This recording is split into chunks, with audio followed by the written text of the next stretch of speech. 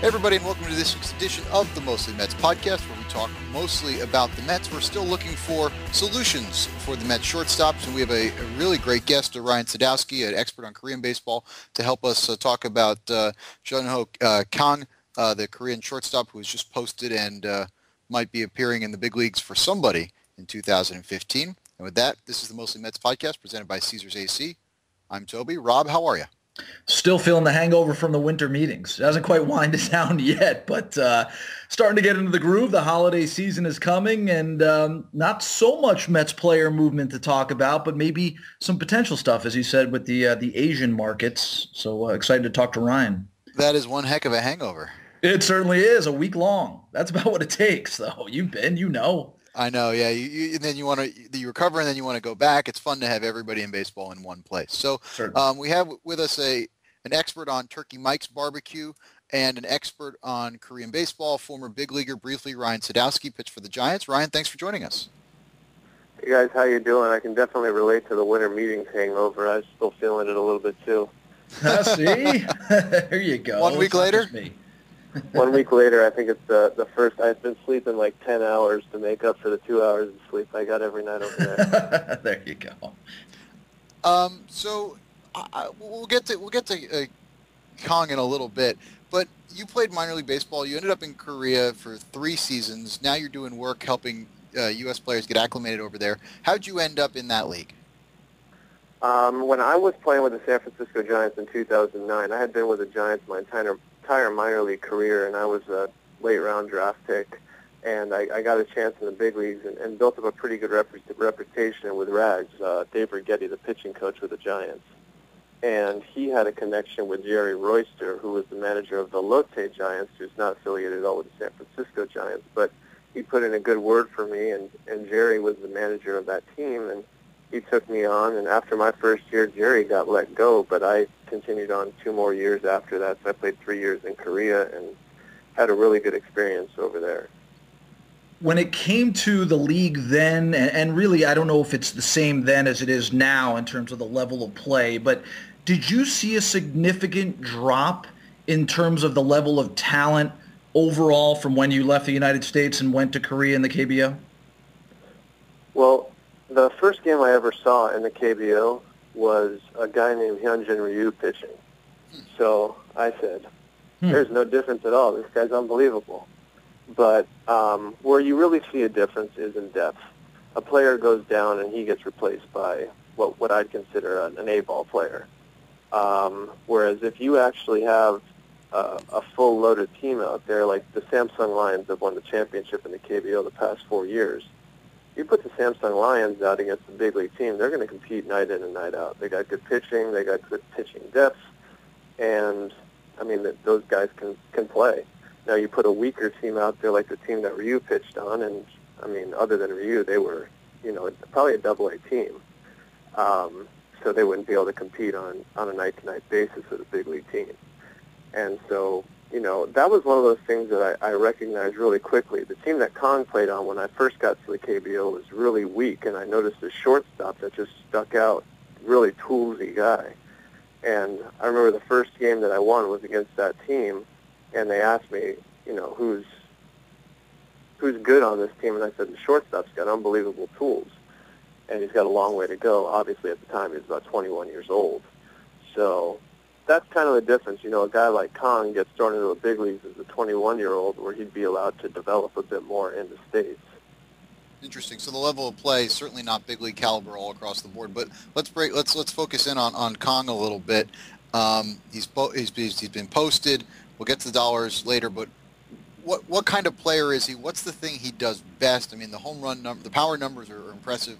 What is his actual strength as a player, and in terms of translating to the big leagues? I mean, overall, he's a good athlete. The versatility that he provides. If a team would have gotten him out of high school, they would have put him behind the dish, I believe, because he's got good enough arm to go there. You can see a thick lower half, which is the biggest fault of him being a shortstop now, is the fact that he is so thick. But you see a guy that probably would have been a catcher if he would have signed as an amateur out of Korea. And so you think about catchers that hit for power, and now all of a sudden you're looking at a pretty rare breed.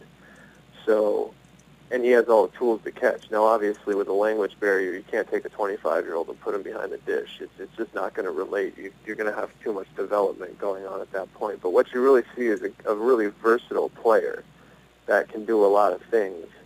And it's kind of like the guy that is in A-ball as the shortstop, and you see if he can really play shortstop, and if he can't, then you move him positions. Now, the only issue is you've got a 25, 26-year-old guy in that same position now where you're not sure if he can really be a big league shortstop, but he has all the offensive makeup, and, he's at that point of development where offensively it looks like he's pretty close to producing at the big league level.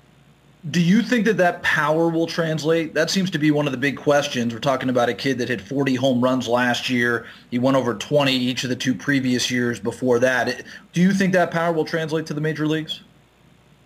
The best way I look at it is I take guys that have gone from Korea to Japan and look at the way that their numbers translate, and then look at guys that come from Japan to the States. So that's really the only logical way that you can do it. And when you break it down like that, I mean, is the guy going to hit 40 homers in 128 games? Do you think we'd be talking about a $7 million posting fee if we had a guy that with potentially 50 homers? I mean, we'd be talking about a Giancarlo Stanton deal. So anybody that says that the numbers aren't going to translate, that's like, no kidding, no joke. I mean, of course he's not going to hit 360 with 51 homers. But I think realistically there is going to be a bit of a power. He has enough power to hit the ball out of most yards. Now, obviously, City Park is going to be a tough place. City Field's going to be a tough place for anybody to hit homers. You've seen great hitters like Murphy and Wright struggle with that park. So, I mean, are you going to get 25 homers at City? Maybe not. But are you going to get some power translation? Yes. He has a lot of wrist speed.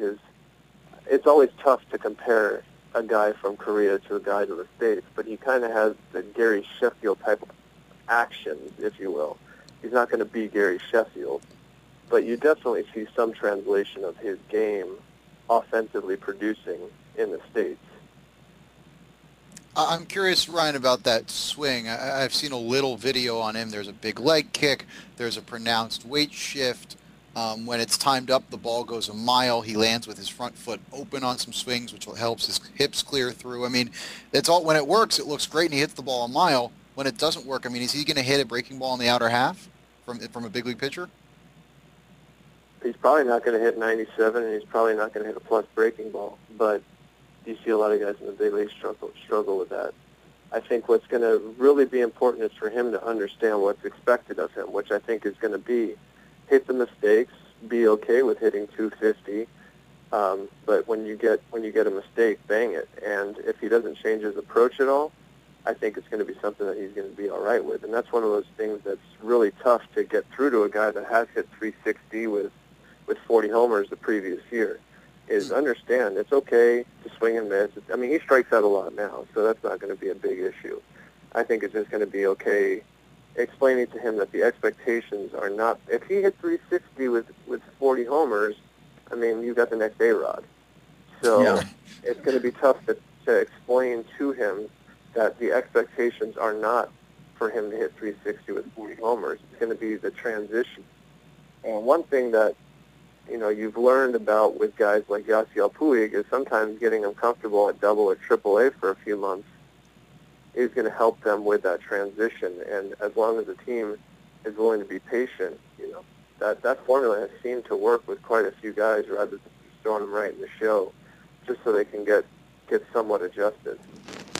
Ryan, you touched on his defense a little bit. I want to follow up on that with a question about how much it's improved. We're talking about a kid who went from 23 errors in 2010 to just 9 last year. You mentioned that there's the potential he could ultimately wind up shifting maybe to second base or third base. How well do you see him playing at the shortstop position? Does he have the mobility to be able to keep up there at least for a couple of years? Well, first of all, throw all the numbers out of the book when it comes to errors in the KBO because the scores are a bit offensive friendly. to say the least. BABIP numbers I think his BABIP last year was like 400. It's something crazy. And some of that has to do with defense in the league, but some of that has to do with everything's a hit.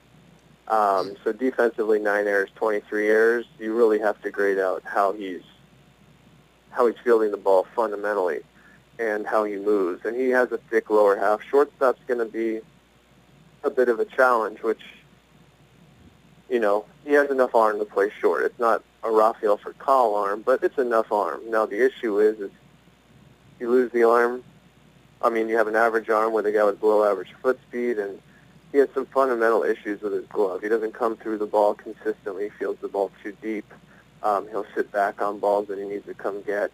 These are all things that I'm not sure. Personally, I think he just needs to be taught some of it. Consistently coming through the ball is something that can be taught.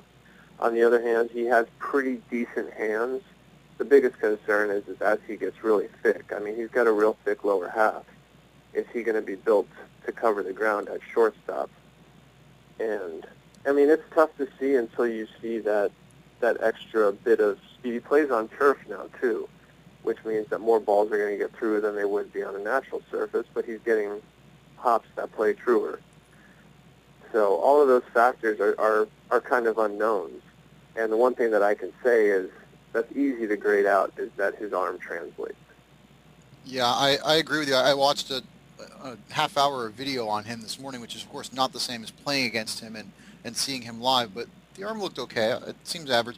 How's his balance? And you talk about his stiff lower half. The thing I noticed, too, is a lot of times he would come up with a baseball, and then he would need a couple of steps to get his feet set, and it looked to me as though in each case it would be a step or two more than I might expect out of an average big league shortstop. Is that fair, or is that a question of turf? Or am I totally off on that? I think an infielder would probably answer that question a little bit better than I would, but I think a lot of it has to do with footwork. A lot of infielders in Korea, with the exception of one that really stands out to me, the shortstop from the LG Twins, they all have issues with footwork, and I think some of it might just be a fundamental issue of not being taught how to handle their feet right. You see a lot of Japanese shortstops that pro hop to throw the ball across, and he's got plenty of arm that he doesn't need to, but there's been some Japanese influence in the transition of the game to Korea. So the footwork issue may be part of it. One thing that's really important to understand, the difference between Japan and Korea, is that Koreans are just significantly larger in stature. And this guy's plenty strong for the game to translate, which is part of the issue that Japanese players have when it comes to transitioning the game.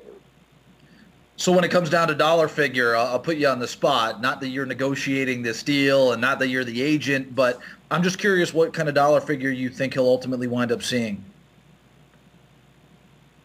It really depends on the spot that he ends up going to and what the team is looking to do. He's young, so I would think that you would probably see 3-4 years guaranteed, in about $4 to $5 million a year. But I think at that point, a team would have a lot of leverage by putting in options for year 5 and 6 at a number where if they want to lock him up and make him a Met, they can do that. And by them having that posting fee, they put an option in there for $12 and $15 million for year 5 and 6. That can be really attractive if they only guarantee him, and I say only. If they guarantee him $15 million, for instance, here's $15 million guaranteed with 27 on the back end. Boy, that's in the scale of Major League Baseball contracts today. That's not a lot of money. I read you said posting fee you expected between $6 and $9 million. Let's go to the high end of that range and call it $9 million. And then if you're talking about $15 million guaranteed, that's 24 over 3 years. That's $8 million a year. That's not a very significant commitment if, in fact, he's an everyday player, and we don't know that yet.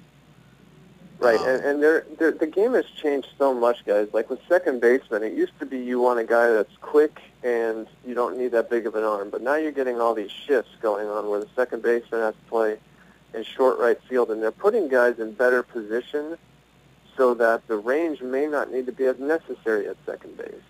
Or you're putting, the game has just evolved in a way that maybe his game translates to second base rather than the stereotypical old school, we need the quick guy that doesn't have that strong of an arm to play second base. You may need more of a guy that profiles like him, where you can get more offense, a Jeff Kent, if you will, back in the day.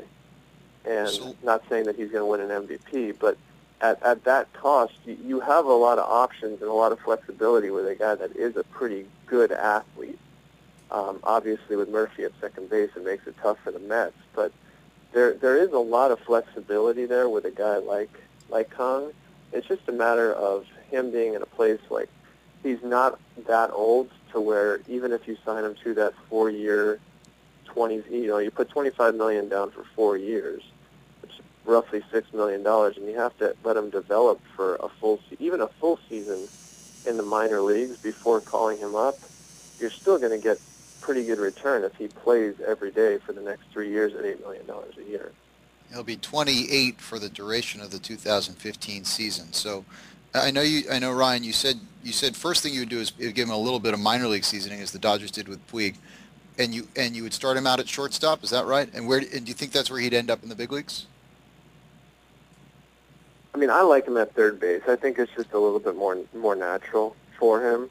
But I think that whoever gets him should start him off at shortstop and see where it goes, because he may transition around the bag to play second base, or they may say, this guy isn't good enough around the bag, let's move him to third base and see how that goes. Or they might say, his hands, he doesn't react well when he's taking balls at third base, but he does fine when he can move to the ball at second base. These are all the unknowns that you don't really have until you see a guy play there. Now, he did play a little bit of third base in the Asian games back in 2011, 2012? 10, I thought I read. Yeah, I mean, it was a while back. So, to take that into consideration is kind of tough. I mean, the guy's way bigger now, just thicker. He's just more mature than he was even at that point. Ryan, thank you very much for the time. And we've read your stuff at globalsportingintegration.com. Do you have any other stuff that we should plug that our listeners can find you online? No, just check out what I've written over the past few months at globalsportingintegration.com, and that'd be great. Ryan, again, thanks so much for joining us. We appreciate the insight. Thank you, Ryan. All right, have a good one, guys. That was former big leaguer, Korean baseball expert Ryan Sadowski. Really good stuff. Really knew a whole lot about the Junho Kong, and we appreciate it. Rob, here's my best guess. He's not going to be a Met. And that a little bit comes from the uncertainty around whether he's a shortstop, a second baseman, or third baseman. And the Mets are kind of set at second and third, and they still need a shortstop. And Sandy Alderson's comments on Tuesday that it doesn't look like he's expecting to make a winning bid on Kong, although Sandy would be a dangerous poker player. I thought you were channeling your inner Sandy there by suggesting that it's not going to happen or it's unlikely to happen. Sandy loves the word unlikely. He's used that a lot right now. I think you just pretty much said it. You summed it up. There's a fallback with Kong in that you could put him at second base or third base if it doesn't work out at short, but the Mets don't have holes there. David Wright's not going anywhere. The Mets have Daniel Murphy at second base. Even if they were to move on from Murph after this year or sometime during this year, they have other pieces, whether it's Flores that goes to second or you dip down, of course, into the minor leagues. Dilson Herrera is ready to go maybe after a few months in the minors. So there aren't gaps there. And where do you put Kong if it's a complete failure at shortstop? They wouldn't have a spot for him. So I agree. I just don't see it. I don't see them taking that kind of risk financially right now when they don't really have room, we don't believe, to make a mistake, a $24 million mistake. And yet, look, if it's $8 million, if you're paying him $5 million, $6 million a year, that's not a lot of money to most professional baseball, most Major League Baseball teams as we approach the eve of the 2015 season. And maybe I'm a little ahead of myself by saying eve, but I mean, look, that's the kind of risk a big market team like the Mets should be jumping all over themselves to make. Right, unless they just don't think it translates at all. Right. I mean, there's two questions, right? Whether the kid can play short or whether he can hit. And if he hits, you'll find a spot for him, whether it's at second. And look, the Mets will probably trade Murphy as he gets closer to gets closer to free agency and he gets even more expensive in arbitration. David Wright, frankly, is coming off his worst season as a professional. He's been hurt a lot the last few years. I know it hurts to say this, but there's no guarantee that he bounces back as he reaches his mid-30s. So yeah, the Mets have guys there, but it's not like they're playing stars. No, Now, I look, agree. I like both Murphy and Wright, and I'm hoping that Wright bounces back and we can all go back to admiring David Wright. Let's not pretend that 2014 was a good year for him. No. And then otherwise you've got a spot saying left field, maybe in theory, right? I agree. If he's Yep. a good athlete and he's 27 years old and he can hit major league pitching. And then if you think he can't hit major league pitching at all, there's no point in doing any of this. So Right, and that might be it. Again, it might just go back to they don't think that he's the right fit, period, or that there's just too much of a gap. Look, if you look at the Korean or the KBO and how it translates, we talked about this, I think, a little last week, how those hitters have translated to the major leagues. There really hasn't been a success story. Pitching, yeah. Yeah, there have been a couple of pitchers, Byung-Young Kim and Kuo. And so there have been a couple of guys that have had success in the major leagues pitching-wise. But we haven't seen. Sadowski talked about in his first game in Korea. Right, exactly. Yeah, so you're just taking a big gamble. And yes, it's not a big gamble financially when you compare it to what other shortstops in the major league level are getting. But if they just don't see it, if they can't put it on paper, it doesn't completely translate to them, I understand them saying, hey, we'll take a pass and look for something else. Now, is it Toritani, the Japanese shortstop? Maybe they see more of a translation there. He's an older guy. He will be represented by Scott Boras, so the chances there are unlikely. If we're talking about international shortstops, we have to go back to the Cuban market. Moncada is likely to be available at some point. Yes, he might not be major league ready immediately like these two players are, but we're talking about a kid who has potential to be a superstar, according to some of the things I've read, within a couple of years. So, I'm wondering this, and I'll ask you this question. If they're in a position where they don't want to spend big, they don't want to get the Tulos of the world to play that position because they just don't want to spend on him and they don't want to give up the prospects.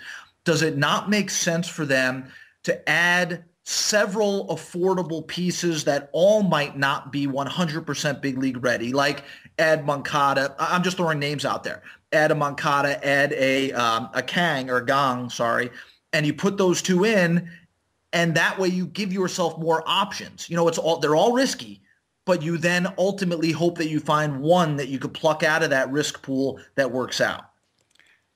Yeah, I don't think the Mets are going to sign Kong and Moncada. If I had to make a guess, I would say they're going to sign none of them. But I'm with you. That's where the value has been in baseball, right? It's guys that don't cost you talent via trade. They don't cost you talent via the draft. The Mets have already given away their first-round pick in 2015, so it's not such a big deal to sign an American free agent if he only costs you another second-round pick. But, I think there's there's a good argument if you think these guys are big leaguers for signing them, and I think there's a lot of smart money in the international market. Absolutely. And Sandy has said recently that they know that they have been noticeably absent in that market, and now they finally believe that they're ready to turn the corner and make an investment there. He didn't suggest which direction, whether it's the Asian market, the Cuban market. He didn't tell us where.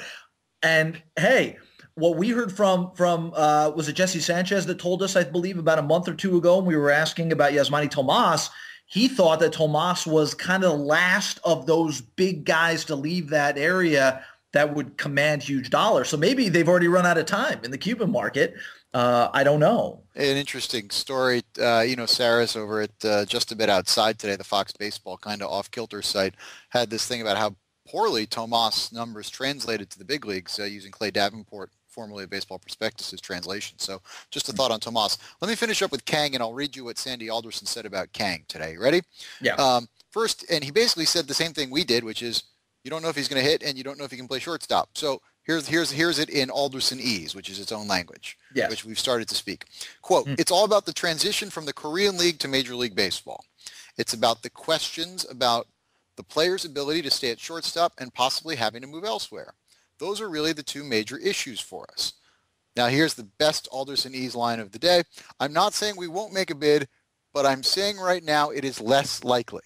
Right. That's Sounds about right. That's as quoted by Mike Puma in the Post today.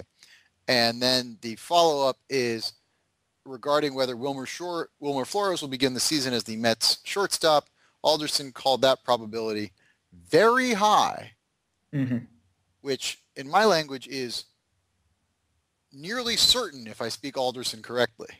Maybe. Right, maybe or not. Maybe it's not certain at all. We just don't know, and So that's anyway, the great thing about it. That's what Sandy Alderson had to say about Mr. Kong today. Yeah, again, first, are the Mets going to let teams know or let people know that they're bidding? No, that wouldn't make sense. At least I don't think they would. So if they throw in a bid, or maybe they notice by Friday, they hear the rumors passing around, they talk to all the different people, and they get the feeling nobody else is bidding or bidding very much. Maybe they throw in a low ball offer last minute because they see that the value is there. They still have 3 more days to decide here. And maybe they say we can get him very cheap, and it's just worth the risk to throw him in our minor league system for a few months and see what he becomes. So there's a chance there. And also, as far as what other shortstops they can acquire, and Wilmer being fairly certain to be the shortstop going into 2015, well, what else is he going to say? They don't have another shortstop in line. I mean, right. they don't want Tejada to have the job, but you can't expect them to say, no, we don't want that. Let's keep looking for something else. Remember the situation when it came to the Red Sox and Yankees bidding on for a posting fee on who was the big one the Red Sox got a couple years ago? Oh, which? Are we talking Cuban or are we talking Asian? No, Japanese pitcher. Oh, are you talking about Daisuke? It was Daisuke. That's many years ago. That's many years ago. But remember the story how the Red Sox can convince themselves that the number was going to be around 50 million, and so instead they were like, no, the Yankees are going to go to 50. We'll bid 51 million. And then they said, no, the Yankees might be onto that. They'll go to 51 too. We'll bid 51.1, and that was the eventual winning bid. There you go. So anyway, yeah, I mean, you're right. It's definitely in Sandy Alderson's interest, not necessarily to express interest, even if the Mets have some. Correct. Yes, he's the master at that. So there. Yeah. Other Mets type stuff. They signed John Mayberry Jr., which is good. It's like, 90% of Michael Cuddyer for 10% of the price, right? Yeah. And you hope that Terry uses him in the correct way. I think we talked about this a little last week. You pointed out his numbers against lefties as compared to righties. He is an outstanding power hitter against the lefties, and maybe he can contribute a few home runs off the bench and give you a nice piece either at first or in left field or maybe even in right field. I like the signing as well. I thought it was low risk with potential to fill a big gap. One of the 3 major holes the Mets had entering the offseason. For $1.45 million. Yeah, can't beat that. Cannot beat that. And he's used to playing in the Northeast. He played in Philadelphia, maybe used to the league a little bit. So we'll see what he does. But I think it was fine. I have no issue with it. I'm of this thing. He should basically play every day against left-handers as long as he's healthy. You should. Let me ask you a question, actually, when it comes to this. We saw Alex Rios also sign yesterday with the Kansas City Royals. 1 year, $11 million. Dear God. And did not, right, correct. He has been just terrible and had an awful season last year. He had 4 home runs in Texas. He's been on the steady decline. He's in his, 33 age season next year in 2015. The question is, I had a lot of people ask me about this right after that signing, and I believe Cuddyer was hands down the better choice. But would you have rather signed Alex Rios, 1 year, $11 million to play left field, or Michael Cuddyer, 2 years, 21, and having given up the first-round pick? What's behind door number 3? I know. Yes. Okay. No door number 3. Sorry. It's 1 or 2. Rios wasn't terrible last year. He hit for a little bit of average. Look, I think door number 3 is definitely the way I'd go. I guess I'd probably take Rios on the 1 year deal because he's younger. And it's only a 1 year deal. Are you concerned about the power, though? And there's no draft pick attached. Okay. Well, I think the Mets signed Cuddyer because, they don't care about the average so much. Like we talked about before, I think if he hits 260, 270, but he hits 25 home runs and drives in, 80 to 90 or even more than that, that'd be great. But I think that's why they got Cuddyer, was because they think the power is going to be there, the right-handed power. Yeah, Rios has played more in the last few years. He played 131 games last year. He's 4 years younger. Yeah. He had 30 doubles last year. Yeah, I mean, the balls didn't go over the wall. Look, I'm not saying he's a good left fielder. He's a good outfielder. He's not. but I think that's a better contract than the Mets Cuddyer contract.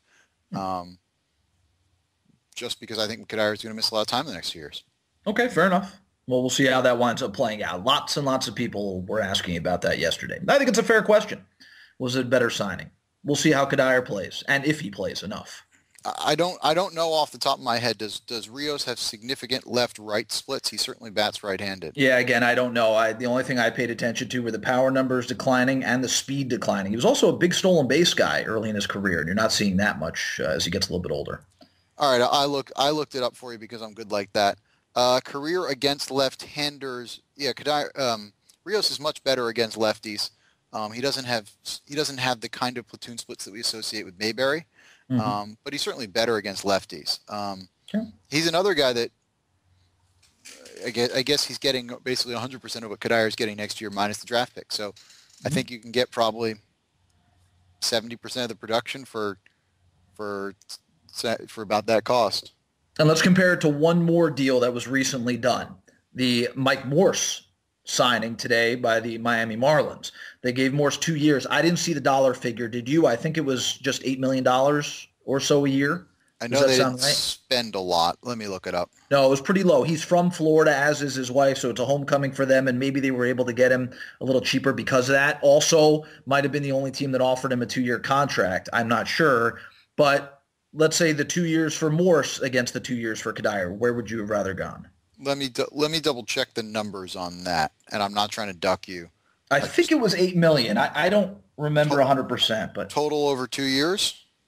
No, I don't think so. I thought it was 8 per year, but I could be wrong. I have to look. Yeah, I don't see a number on it. Honestly, there might not be one yet. Yeah, there might not be. Without knowing what he's getting paid, that's a tough question to answer. Wait, no, I'm sorry. This is Morales, 2 years, $17 million. Here it is. Mike Morse, according to this tweet, which I don't know if this is accurate, but this one says 2 years, $12 million. All right, so $6 million annually. So again, 60% of Cuddyer before you talk about the value of the draft pick. I think I'd probably rather have Mike Morse. Okay. He's younger than Cuddyer. He's 5 years younger than Michael Cuddyer. I'm sorry, Toby, to interrupt. This one says 2 years, $8 million, so it might not have even been 12. It could be 2 years, $8 million total. That's a much better deal than what the Mets signed for Cuddyer. I mean, it's not close. I don't know how you justify paying the older guy a lot more money who has missed a lot of time the last couple of years. Morse does not have huge platoon splits. He hits lefties for a little more power. But he's just a better player than Cuddyer right now, or projects. It's not that his peak was better; it's that he projects over the next 2 seasons to be better. So at this point, can we come to the conclusion, or are you coming to the conclusion that the Mets acted too quickly, that they were so concerned about where the market was going to go that they jumped on Cuddyer the minute they knew that they could get him? He wanted to be there, and they said, "We'll just take the risk right now. We're not worried about going forward what the market plays out to be." Yeah, I'd rather have Mike Morse for the money he signed than Cuddyer for the money he signed for, and we don't know that that's available. But yeah, right. I didn't quite understand the logic of it at the time, and it doesn't look any better given what players roughly comparable to Cuddyer have signed for in the intervening month and a half. Do we like what the Marlins have done overall? The additions of D. Gordon now to play second base, which a lot of people are panning that deal because they think Andrew Heaney could wind up being a pretty good pitcher. And now you add Morse, and you've added Matt Latos, which I thought was an excellent move from them. What do you think overall? I think they went 2 for 4 there. I just told you I like the numbers on Morse relative to Cuddyer. Morse is a good athlete. He's a big guy. I think the power is going to hold up a little bit, given his decline in his 30s. I'm not a particular, and I like Latos. I think he's gonna look great in that ballpark. Yep. Gordon's such a lateral move. I mean, he's this guy. We talked about him, I think, a little bit last week, didn't we? He's gonna win you the fantasy steals category, but the on base is gonna stink so much, and he just doesn't help you as much as sort of his reputation. Do you know how many walks he had in the second half of last year, E. I'm Gordon? gonna guess. I'm gonna guess a number less than 15. 4. He had Dear 4 Lord. walks the second half of last Stop it. year. Stop it. Like, you're Terrible. kidding me. No, I'm not. I'm not. His overall on-base percentage wasn't horrific for the season. It was over 310. I mean, it wasn't great by any means, but it wasn't awful. 4? But he had 4 walks second half. He played, I mean, how many games? He was playing every day, though. I'd have to look up how many games. Yeah, he plays every day. It's 700 at-bats almost. Right. So yeah, I mean, that's almost 350 plate appearances. That's crazy. It's like a 1% walk rate. Yeah, it wasn't good. Not in the second half. But if you're getting the D. Gordon from the first half of last year, he was an all-star. Now you're getting a big piece. Now you're getting the guy that I assume they believe can get on base in front of Giancarlo Stanton, Christian Yelich, and Marcell Ozuna, and wind up getting driven home 100 times next year. Anyway, and I think the Haney loss is significant. So I like Morrison. I like Latos. Not a Gordon fan. I like Haney. So sort of 2 for 4 there. Okay. Do we like let me ask one other question. It's not part of the Mets dealing, but since we're in the offseason, it's a little bit quiet. Let me ask you about the Dodgers. Do you like what the Dodgers have done since we were on D. Gordon? They lose Gordon. They bring in Haney. They flip Haney. They wind up getting Howie Kendrick for a year to play second base. They wind up trading Matt Kemp. They then take one of those pieces plus a couple of their own, send them to Philadelphia for Jimmy Rollins on a 1-year deal. So they have 2 brand new middle infielders, no more Matt Kemp's dollar figure in the outfield. What do you think of the Dodgers? I would think they've done a terrific job. Okay. They're, Matt Kemp in the second, we talked about this, I think a little bit last week. Again, Matt Kemp the second half of last year was great. That Matt Kemp, if you take the last 2 years and divide them into halves, so we've got 4 half seasons, right? He's done that once in the last 4 of those half seasons, right? He was never that good in 2013. He was not good in the first half of 2014, and there were injuries and stuff. I mean, it's all part of the equation.